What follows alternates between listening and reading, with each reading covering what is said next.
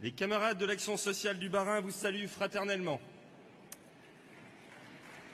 Nous tenons à saluer particulièrement le combat engagé par les cheminots pour la défense de leurs droits collectifs et le service public ferroviaire.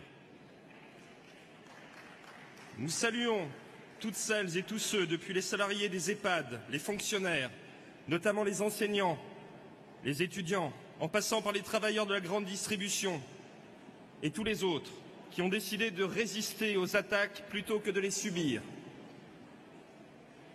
Un point d'abord sur la situation dans l'action sociale. Des conditions de travail qui ne cessent de se dégrader. Des méthodes de management délétères. Manque de moyens, sous-effectifs, déqualification, atteinte au droit à la formation avec la disparition du CIF et démantèlement de nos diplômes nationaux. Nous dénonçons la marche forcée à la marchandisation de notre secteur associatif à but non lucratif, symbole de la solidarité à l'égard des plus fragiles d'entre nous. Des salaires en berne, pour ne pas dire en baisse, depuis des années. Des négociations nationales difficiles, pour ne pas dire à l'arrêt, face à des employeurs qui accompagnent les politiques austéritaires. Nos conventions collectives sont en danger. Fin de leur opposabilité et renversement de la hiérarchie des normes œuvrent à leur disparition. Et nous dénonçons la réduction des droits issus de la loi travail et des ordonnances Macron qui viennent la parachever, notamment la réinvention du CSE de 1941 et de sa forme la plus aboutie, dans un conseil d'entreprise, la forme renouvelée d'un organe de collaboration de classe qui abolirait le syndicalisme lui-même. Mes camarades, il est une évidence qui ne devrait jamais nous quitter. Le libéralisme est incompatible avec nos droits. Il est incompatible avec les principes mêmes de notre sécurité sociale et de la retraite par répartition.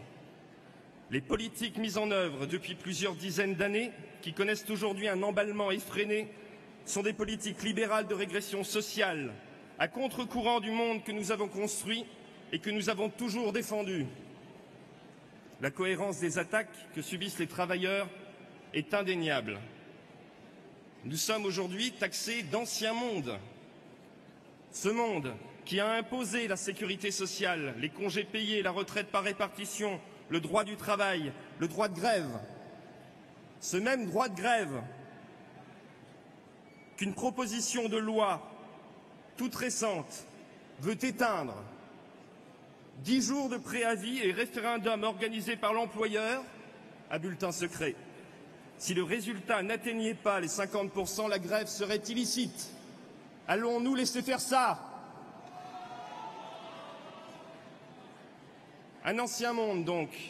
Ce monde qui s'est battu parfois en payant lourdement le prix pour la liberté de réunion et d'association et pour la liberté syndicale. Est-il possible aujourd'hui, face à une telle cohérence, face à ces attaques systématiques contre nos droits, de se cantonner à des revendications catégorielles? Car les intérêts défendus par les cheminots sont nos intérêts. Les intérêts défendus par les fonctionnaires sont nos intérêts.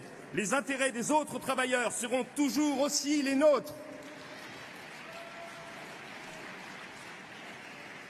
Alors, nous avons la prétention de croire que nous sommes de ces femmes et de ces hommes qui, toujours dans l'histoire, ont défendu la justice, s'engageant dans des combats qui les dépassaient, des combats plus grands qu'eux. Mes camarades, c'est bien pour ça que nous saluons ceux qui aujourd'hui se dressent contre l'injustice libérale, en conjuguant pragmatisme et idéal de justice sociale, l'idéal d'un monde plus juste.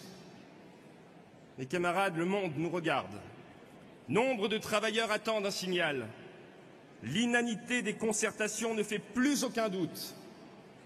La solidarité, la liberté et l'indépendance auxquelles nous sommes indéfectiblement attachés tiendront-ils encore longtemps pour faire cesser l'attaque en cours, voir aboutir nos revendications et reprendre l'offensive pour le progrès social?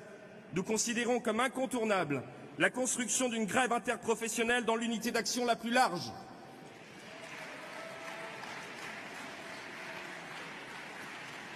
Seule la grève générale nous semble à la hauteur de l'enjeu. Mes camarades, nous en serons comptables devant l'histoire.